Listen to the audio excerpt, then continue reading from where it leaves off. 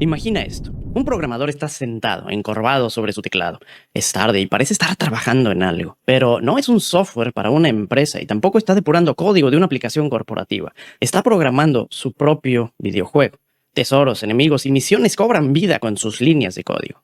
Esta escena es una que muchos de nosotros en tecnología conocemos. De hecho, al menos con la gente que conozco, al parecer la mayoría en algún momento ha intentado crear videojuegos, si es que no siguen haciéndolo en tiempos libres. Pero ¿por qué? ¿Por qué tantos programadores tienen el sueño de crear sus propios videojuegos? En este video entraremos a fondo para responder esta pregunta. Veremos casos que lo han logrado y la realidad de por qué la gran mayoría de los proyectos de videojuegos nunca logran llegar a la línea de meta. Primero que nada, debemos admitir que muchos programadores somos fanáticos de los videojuegos. Crecimos salvando princesas, eliminando jefes o resolviendo rompecabezas en mundos virtuales. De hecho, para muchos, los videojuegos fueron los que en primer lugar despertaron nuestro interés por las computadoras. Y no es coincidencia que la programación y los videojuegos estén tan relacionados. Los videojuegos son básicamente software jugable, el tipo de software más divertido que existe. ¿A quién, si le preguntas, te diría que no le gustaría vivir de eso? Todos los que hemos intentado en algún momento de nuestra vida crear un videojuego recordamos vívidamente la primera vez que vimos a nuestro personaje moverse en la pantalla. O quizá no era un personaje y era un simple cuadro. No importa, es adictivo. Personalmente comencé a programar hace más de 20 años porque yo quería crear mis propios videojuegos. Comencé con cosas básicas en la terminal y después a juegos simples utilizando Game Maker hasta que el mundo corporativo me atrapó. Y bueno, tenía que comer y mi clon barato de Super Smash Bros. No me iba a alimentar. El punto es que si voy a una conferencia técnica y les pido que levanten la mano a todos los que en algún momento de su vida han intentado crear un videojuego, estoy seguro que la gran mayoría van a levantar su mano. Y es que es una progresión natural. Así como a quienes les encantan los carros, aprenden a modificarlos. A quien le apasiona la comida, busca y descubre ingredientes para probar nuevas recetas. Quienes jugamos videojuegos en algún momento nos llegamos a preguntar, ¿cómo está hecho? ¿Cómo puedo yo hacer algo similar? Y eventualmente descubres que para hacer algo realmente interesante necesitas conocer programación. Y es que a diferencia de otros tipos de software, los videojuegos son emocionantes. Quizá ahorita un niño o un joven no se emocione en absoluto por desarrollar un software, una pantalla de captura de facturas para un sistema de firma electrónica o algo así, pero fácilmente lo verás aprendiendo para mover personajes, utilizar pociones o dispararle a enemigos. Otro punto importante es que por medio de los videojuegos podemos expresarnos creativamente. Y aunque comúnmente no nos ven a los programadores como muy buenos en temas creativos o de diseños, podemos expresarnos quizá con una mecánica especial que tenemos en la mente. Un estilo de arte simple pero diferente. O una historia que te atrape, aunque los gráficos sean muy básicos.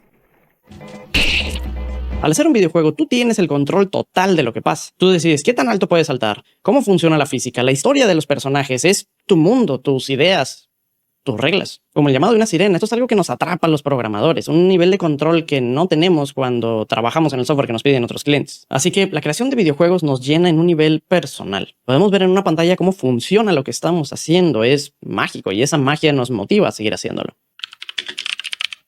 Otro punto en el que quiero entrar es cómo siempre queremos hacer las cosas mejor que los demás. Quizá nos gusta un videojuego, pero creemos que sería mejor con algunas modificaciones. O simplemente el conocer historias de programadores que han logrado hacer sus propios videojuegos con equipos muy pequeños y en ocasiones incluso totalmente por su cuenta, nos motiva. Si ellos pudieron, ¿por qué yo no?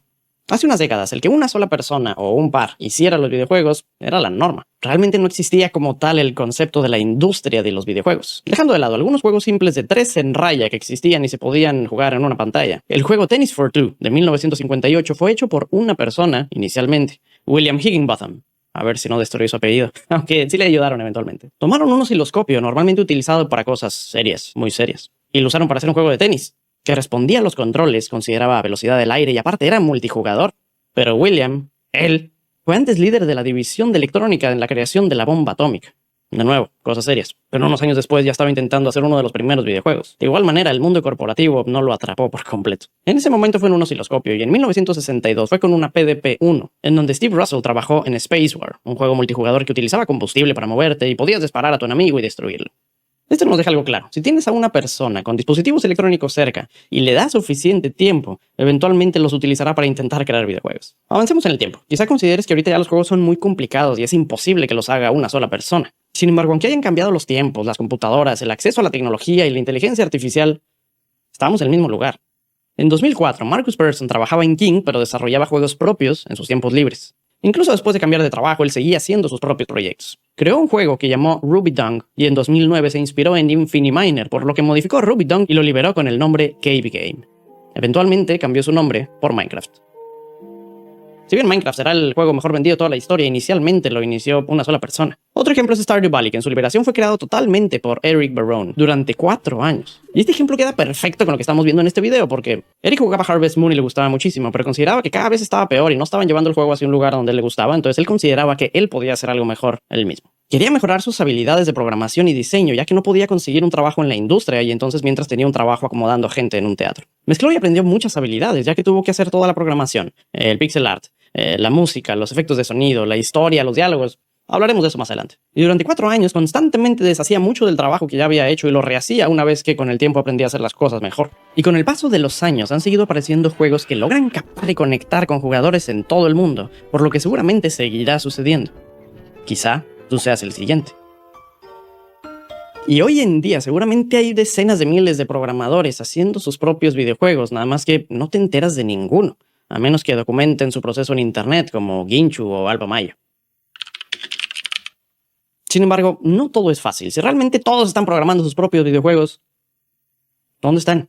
La triste verdad es que la gran mayoría nunca son terminados. Personalmente he comenzado muchos videojuegos, pero lograr tener algo realmente jugable por otros, muy pocas veces. Y esa es la siguiente parte importante en esta historia. Comenzar un juego es fácil, pero terminar un juego, aunque no sea perfecto pero jugable, es muy difícil. Bastante más difícil de lo que muchos esperan inicialmente. ¿Y por qué sucede esto?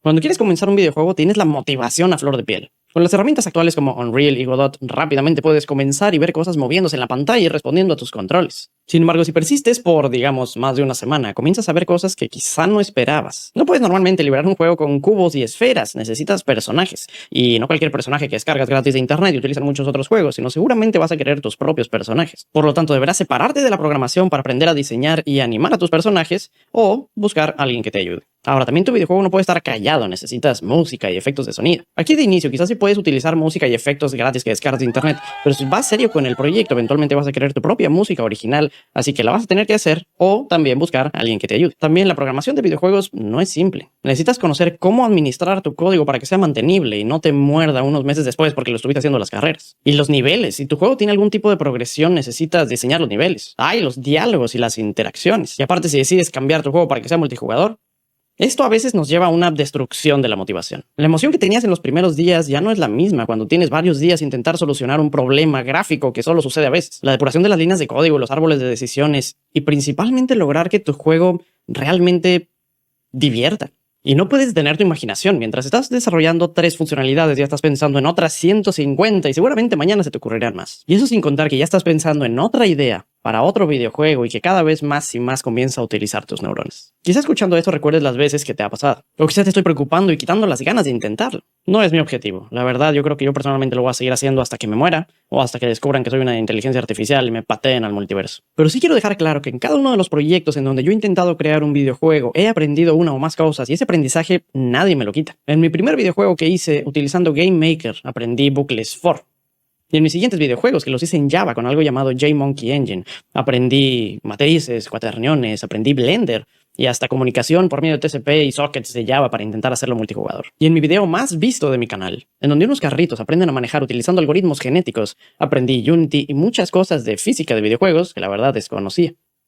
Y así año con año en mi vida. En mi último proyecto de videojuegos aprendí a utilizar workers de Cloudflare, teoría de color y hasta reglas de puntaje. Y ese conocimiento lo voy a tener grabado en mi memoria para siempre. Y aún así, en realidad, nadie nos está obligando a hacer las cosas solos. Si bien en muchos casos un pequeño equipo se junta y empieza a trabajar y luego ahí descubres quién realmente trabaja y quién no hace nada, y terminas solo, en muchos casos, pequeños equipos han logrado darnos experiencias que jamás hubiéramos imaginado. Seamos sinceros, aunque hacer juegos por nosotros mismos sea difícil, ahorita ya hay muchas herramientas que podemos utilizar al menos para lograr dar ese primer paso y lograr contar con un prototipo. Podemos tomar Unity, Unreal o Godot para comenzar. Podemos utilizar una tienda de assets para obtener arte y sonidos. Una vez que tenemos un prototipo básico, podemos decidir si continuar la idea o no.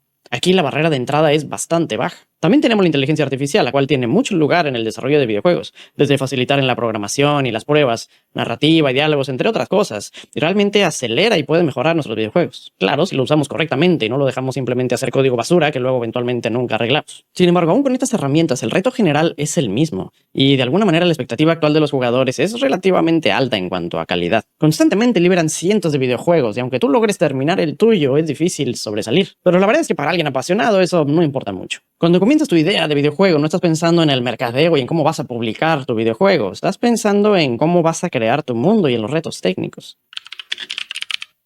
Entonces, ¿cuál es la respuesta? ¿Por qué tantos programadores intentamos y seguiremos intentando crear videojuegos? Considero que los videojuegos son un lugar perfecto para entender, probar y mejorar nuestras habilidades en todos los aspectos. Una simple idea nos puede dar retos técnicos, retos creativos, retos de aprendizaje y también retos de manejo de tiempo y frustración. Y es que no los hacemos pensando solo en dinero o fama, sino en conocer nuestras habilidades, explotarlas y a la vez encontrar y romper nuestras limitaciones. Y esto es algo totalmente humano. Por algo vemos cómo queremos correr Doom en cualquier dispositivo posible. ¿O por qué equipos programan juegos que nos ponen aún más retos mentales? Sí, la verdad es difícil terminar un videojuego, pero es fácil empezar, y no considero que sea una pérdida de tiempo. Finalmente, un videojuego es una de las cosas más retadoras y satisfactorias que un programador puede hacer. Un camino donde aprendes constantemente y puedes jugar con tu creación al final. Si eres un programador y te sientes identificado, o incluso si estás ahorita mismo haciendo tu propio videojuego, continúa, aunque parezca difícil. Y si no lo terminas, de cualquier manera te unirás a esta tradición ancestral de los programadores, en la cual queremos crear nuestros propios mundos en lugar de solo consumirlos. Y creo que eso siempre vale la pena.